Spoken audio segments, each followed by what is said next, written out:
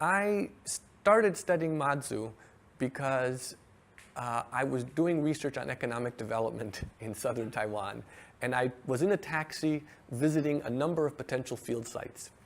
And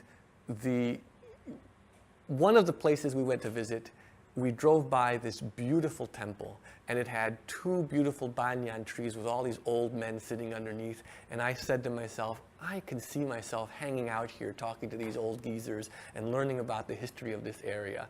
And I visited a few other places, but that temple was where I decided I wanted to do field, that community.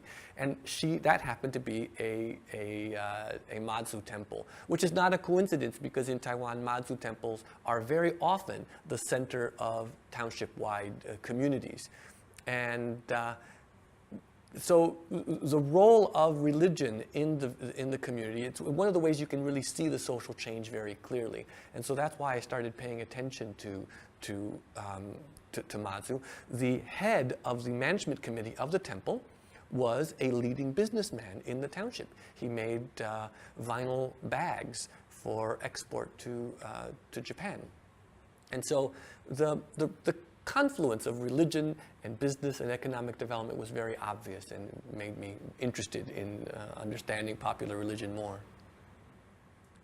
After leaving Taiwan, I realized that Mazu was, or Tianhou was was widespread in all of Southeast China. And I've been interested in how we can understand popular religion by trying to look at one goddess and trying to understand the cultural variation in the South China region by focusing on one goddess and the cult, in the technical sense of the word cult, of the goddess in a wider area. Because one of the things that scholars have been very interested in is the unity and diversity within Chinese culture. And it gets very complicated when you look at religion. You have so many gods and goddesses, so many local practices, and something somehow holds it all together. But there are so many variations, so many differences. So my idea was to focus on one goddess, the temples of one goddess, and look in this area to try to see if we couldn't understand what held it together. And in fact, a lot of these practices go on independently of each other, and there isn't anything always holding it together. You understand what other people do, but you go on doing your own local practices, and you don't worry about what other people do in other places.